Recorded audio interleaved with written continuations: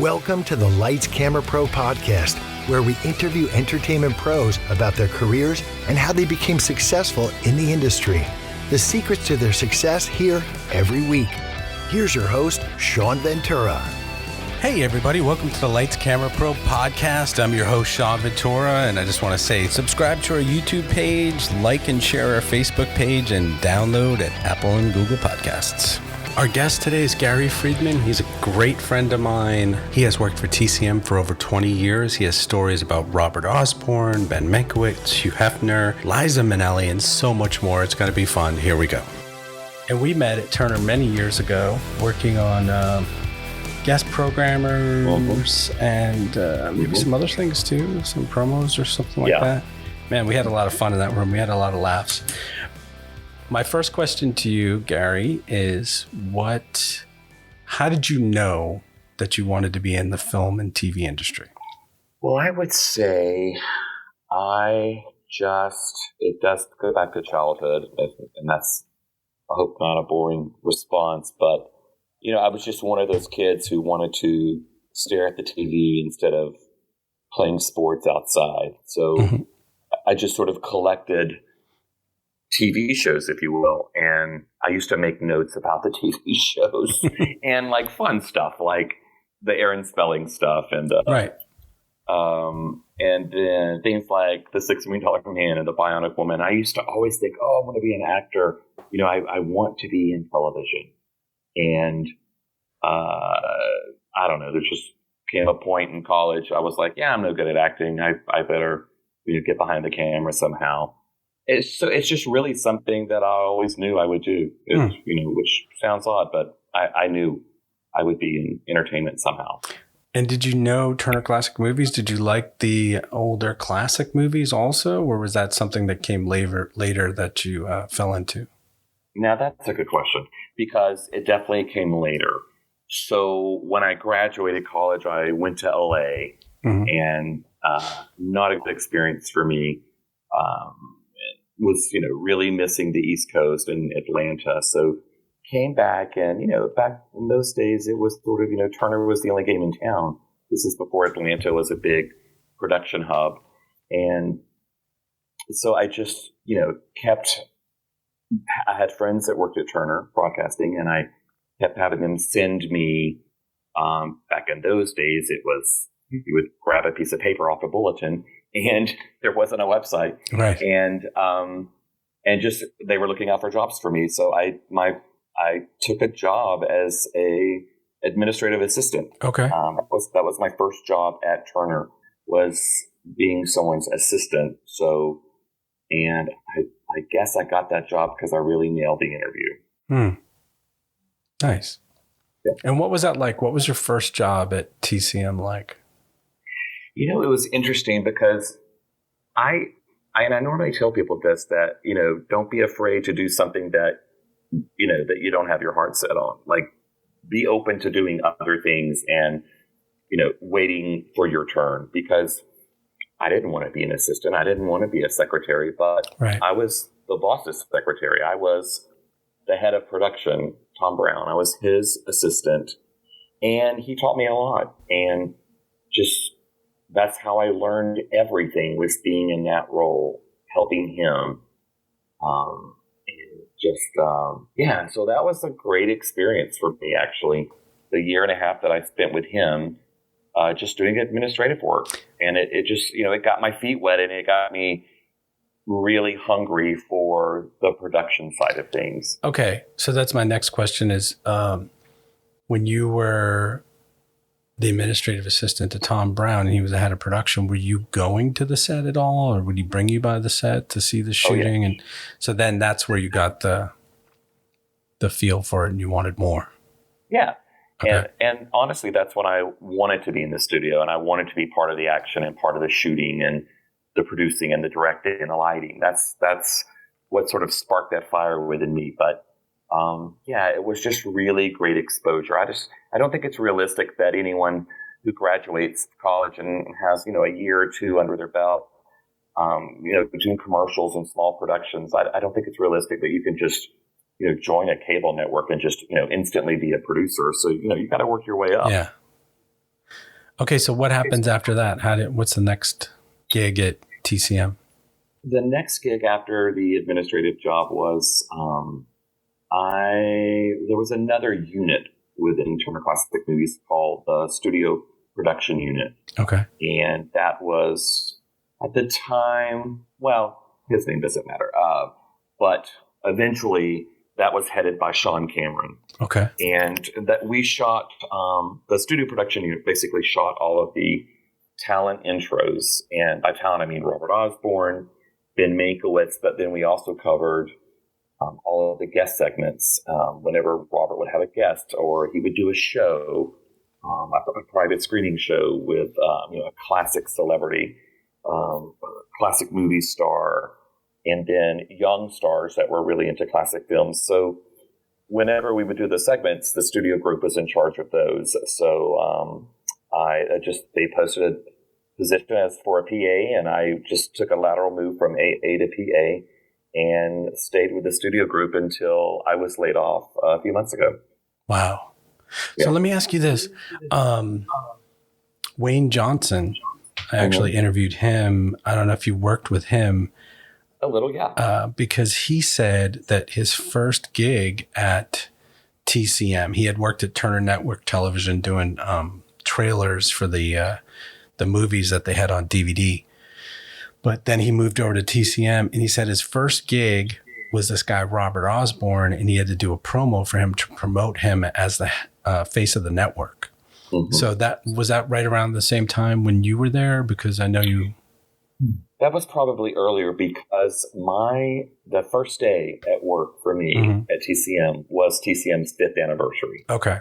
So my anniversary date is TCM's anniversary date, and it was exactly 5 years. So when I started, TCM had just been, I think, distributed in the Atlanta market. I believe it had only been around for like a year. So I sort of knew of it, but I wasn't, really familiar with its titles or the network. But yeah, so that would have been just a couple of years later that Wayne had done that promo, probably a couple of years earlier. Okay. When I started. And so you're a PA on the sets of these intros and outros with Robert and Ben, and then where do you go from there? And from there, that's a little complicated, but I had Robert Osborne took a liking to me. He definitely he and I struck up a friendship, and which is really important. If anyone ever wants to know how to get into the business, you want to stay close to talent, because talent will take you far. Right? That's a good point. Yeah. Yeah, it's good advice. Warm up to talent, because they're your bread and butter. So, Robert and I just struck up a friendship, and, he taught me a lot about classic films. He'd give me lists of movies to watch, and he, wanted me to excel and succeed. And it was obviously known to everyone that we were friends. So, after maybe 3 years of, maybe two and a half years of being a production assistant, it was like, it was ready, for me to take the next move. I approached my boss and asked to be promoted. And that's how it happened. It was basically getting my feet wet, learning the ins and outs of that particular production, getting close to talent, and just proving that I could do more. Right. And so what are you now? Are you an associate producer? Are you a producer? What did you get promoted to? So then at the time, it was a little unusual, but just to not get confused by titles, I'll just say I was promoted to associate producer. Okay.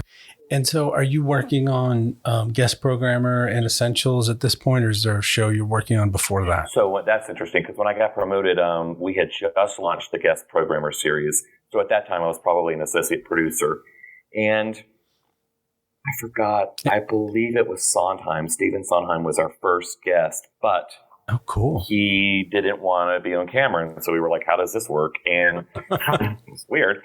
But he was friends with Robert Osborne, and Robert just interviewed him, took his notes. We worked him into the scripts. And then I believe our second guest programmer was Bill Cosby. And he did come by, and then after that, all guest programmers were on the air with Robert or Ben. Okay. But then I believe the third one that we did was Hugh Hefner. And so we actually, all the entire unit, about 5 of us, went to the Playboy Mansion, and we shot it at the Playboy Mansion, and I produced it. And oh wow, yeah, how was that? I mean, it was crazy. Like, talk about a wasted experience on someone. No, I'm just kidding. but it was pretty amazing. I mean, and that's probably still kind of early in the career, and I just thought to myself, gosh, here I am at the Playboy Mansion, producing something with Hugh Hefner and Robert Osborne. What has happened? But it was really cool, and it's like almost every story I have about any celebrity, Hugh Hefner could not have been nicer, more accommodating. His entire staff, his people, they were, just fantastic. Yeah, they were just fantastic. They just knew. They were like, oh, these people are probably in the Playboy Mansion for the first time, and this is the last time, and it's probably a big deal for them. They just let us roam around. Cool. So, I worked on guest programmer with you for 1.5 years, 2 years, something like that. A little bit with Sean Cameron, a little bit with some other people. Yeah. But it was a really fun show to work on. So do you have any fun stories about working on it, or what celebrities wants or needs, or just interviews gone, I don't want to say awry, but just interviews gone in a direction you didn't think? And I'm 99% sure and confident when I say this, that not a single one of those guest programmer segments was a bad experience. It's almost as if every celebrity I have ever worked with has been kind and accommodating. And I think, two things about that real quick is that I think that's our crew. I think Sean Cameron always hired the best and the most professional. And it was not only the crew, but it was how accommodating we were. And our director of talent at the time was Darcy Hedrich, and she treated them like royalty. So, I think we just naturally had the respect, and for the brand. I think the celebrities had a lot of respect for the TCM brand. So it just sort of came naturally. But one interesting thing, though, I will say is that the bigger the star, the nicer they are. Like that, in my experience. Wow. And can you talk, okay, so I just remember Alec Baldwin. I think I remember Drew Barrymore, and some of the old time directors and classic film directors and actors. What was that like? Because I know you took a lot of pictures with them. I remember seeing pictures, and everybody was so accommodating and nice. Yeah.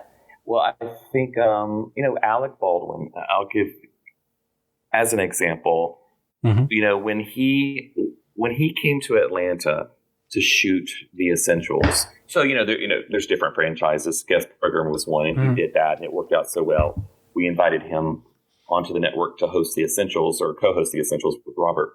And he, one night, he was here in Atlanta. I was producing it. I had already been promoted again to a producer, or maybe senior producer at this time. But just one night he just looked at me and he was kind of like, "I'm bored. What do you suggest? Where do we go eat?" And I was like, "Do you want me to go with you?" I mean, I didn't. I was like, and he was like, "I'm only eating sushi right now. Fish is the only meat I'm eating." He's like, "I want a really good sushi restaurant." And I was like, "Oh, okay. Let me take care of that." And so, I did a little Google search, found the best sushi restaurant, hired a limo. He picked us up. The driver picked us up. We went to the restaurant, and we just chatted about about his show and about The Essentials, about Robert. And he asked about my life and where I was from and how I got started. Was Robert there? Robert was not there. It was just me and Alec. Oh, wow. Yeah. Yeah. And that was the first of maybe 2 or 3 dinners that I went with Alec Baldwin. And he's such a nice guy. Wow. Such a nice guy. And what show was he working on then? 30 Rock or something? I think it was 30 Rock for sure. Yeah. Okay. And can I tell you a Sally Field story? Please. I love Sally. Oh my God. She's so amazing. She did a guest programmer segment and it went so well that she became the next Essentials co-host. And same with Drew Barrymore.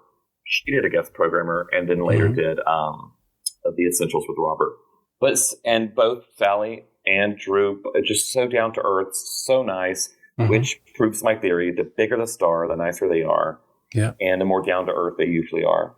But Sally Field was so low maintenance, it was shocking that, that we would have, and of course I won't give you the name, but like, a B or C level talent come to the studio to do a taping, and, we 2-3 limos, an entourage of people, hair and makeup, their own special hair and makeup, not the people that we hired, but own special hair and makeup and, wardrobe, and I mean, just so many needs, and water, a certain temperature, a certain brand, certain craft services.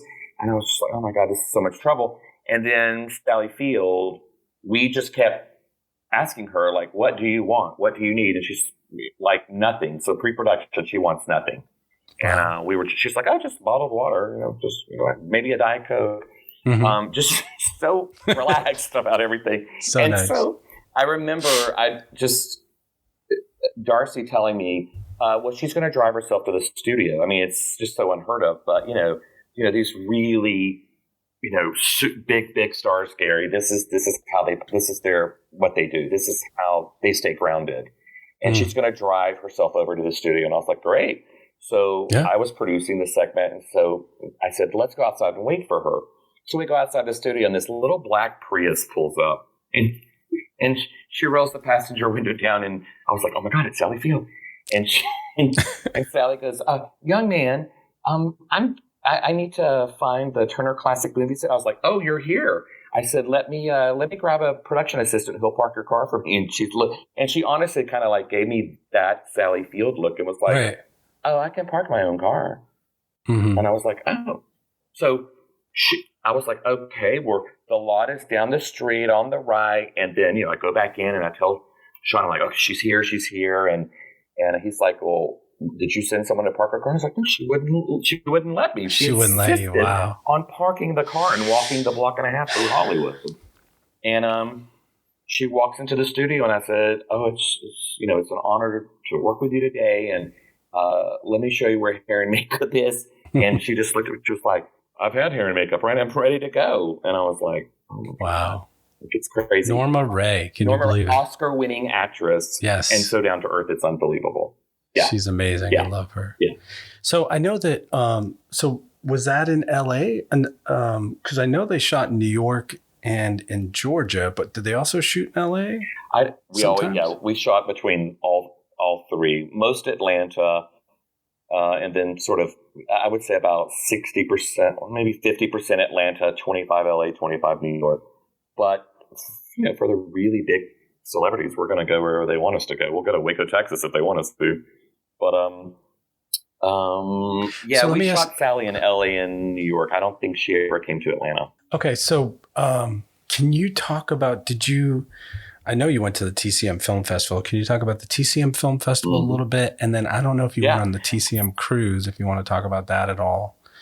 Just as far as events and different things that you were involved with. You're still working. But if anyone says, what do you miss about TCM? Hands down, the film festival.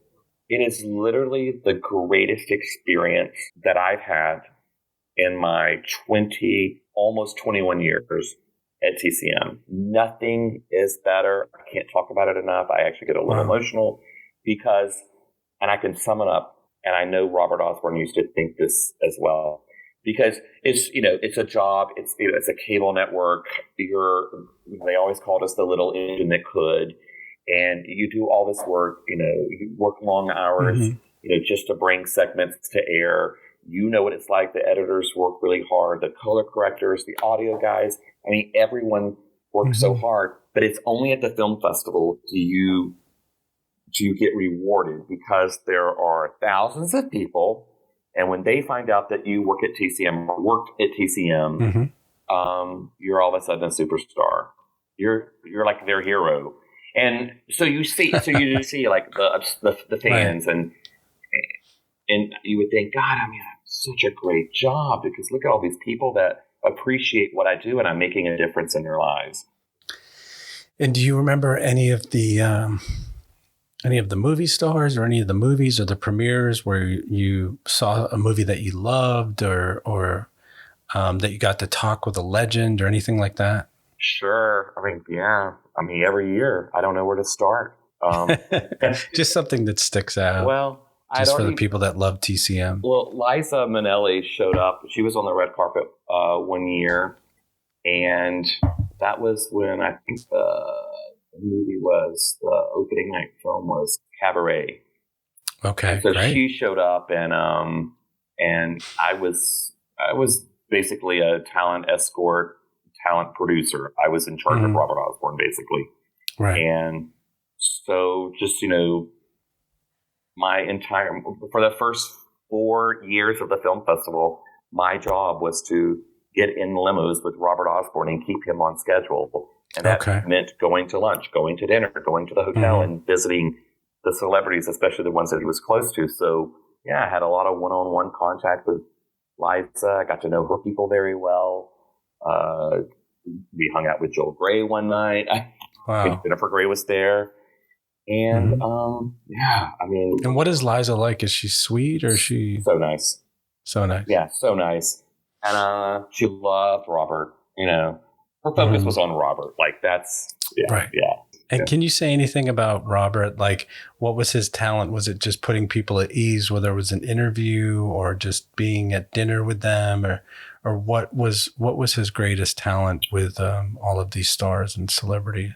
I would say, honestly, it was the fact that it doesn't matter if you're Liza Minnelli, Gary Freedman, or Sean Ventura. It doesn't matter. If he's talking to you, he's fully engaged.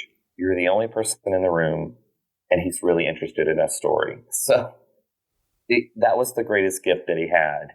I remember that. I remember you introduced me to him once down in the cafeteria, and he was really, really nice to me and took like 5 minutes of his time. He was probably busy and talked to me and you, and you just seemed like a really, really nice guy. He was very special because he did work his way to the top as well. He had to, he worked really hard to get where he was. And so he understood the ins and outs of production, and he knew that everyone made a contribution and everyone's contribution was just as important. And can you talk a little bit about Ben Mankiewicz? Did you work with him a lot? What a jerk. I'm just kidding. I love him. Oh my God, he's awesome. Yeah. Ben has a producer background. Okay. So Ben was much easier to produce than for Robert. Robert was a very busy man. He had, and Ben is there now. But in the early days, producing for Ben had a producing background, so he, did a lot of his own research, and he was really great with technology. He already had all the, the Netflix and everything on demand, so he could just, get his movies himself. You didn't have to burn a copy or buy a copy at Amazon and have it shipped to him. So Ben is just really easy to work with. But I will say, like Robert, what comes out of Ben's mouth is very important to Ben, and Ben has to be factual. He's very, he won't let that go. He won't say, no one will catch that. He's a perfectionist. He wants to deliver the right information. Great. If you can think of any other story that you want to add from any of the time, the 20 plus years you were there, to sort of end on. But right now, let's just go to advice. Any advice you have for people that are starting out in college, or maybe they want to switch careers and they've always loved TCM and maybe want to work there. For several years, I was in charge of hiring all the interns for production. And then I, once I got promoted, then I was managing the PAs and a couple of producers underneath me, or at a lower level. And I was, their direct manager. And I give everyone the same advice. I'm like, you're going to have to wait your turn. It's constant learning. There's grad school or there's working in production. You don't need grad school. When you're working in production, that is grad school. That's getting your master's. Right. And, just say be patient and don't have an attitude. Right. Because when my last position I held, I was, I'm directing now. I directed Dave Carter and Bradley Cooper when Bradley Cooper stopped by the studio to promote A Star Is Born. I'm directing Bradley Cooper. I've actually directed Scorsese. I've said in action to Martin Scorsese, if Martin Scorsese dropped his pen and there's no one else around, I'm going to grab that pen. Right. You know, and I don't need a PA to grab a pen. Everyone has to do the job. And there is no duty that is beneath anyone.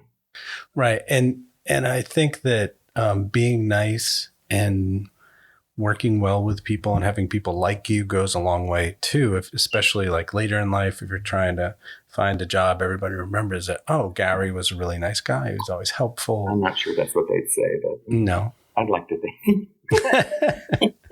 Okay, I have one last crazy question that I came up with. Yeah.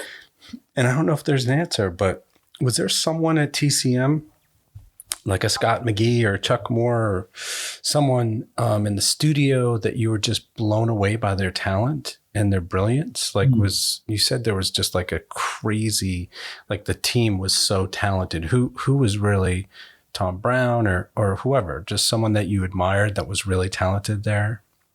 I mean, it's a tough question because I admired so many people.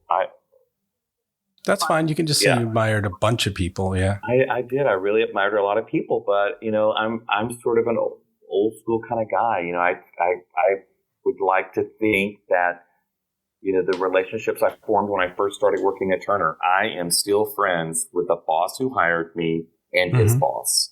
You know, I'm still friends with the first general manager of TCM, the first executive I ever met. Right. I'm actually friends with him. We've had Seder together. With his family. I mean, that's, and if you don't mind, I'm going to tie this back to the previous question, which is, you know, always be nice to everyone, because you don't know, when you're in the hallways, you don't know who's an executive and who's not. And people remember you if you smile and speak.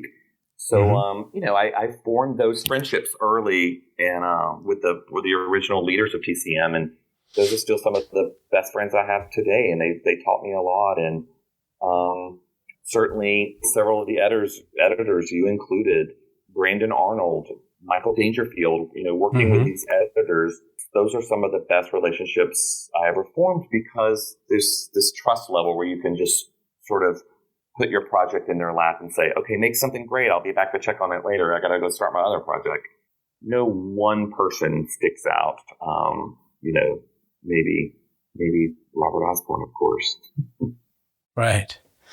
Well, this has been great, Gary. I mean, I know there's so many people who love TCM and love Robert and love Ben and would love to hear your stories about working on Guest Programmer. And I love it too, because I worked with you for a couple of years, and it was two of the funnest years at Turner. It was great working with you. So thank you so much for doing this. Of course. And I appreciate it. And I had a great time talking to you, man. Thanks, you too. Thanks for listening to the Lights Camera Pro podcast, where entertainment pros talk about how they made their dream into a career. Subscribe to our YouTube page, like and share our Facebook page, and download at Apple and Google Podcasts. Thanks to Bob Juergens for the Rockin' VO and Joseph McDade for the music. Next week, our guest is Jim Issa. He's a good friend of mine. He's an incredibly talented director, producer. He's made some feature films. He's got stories upon stories about making films and so much more. It's going to be great. Tune in next week.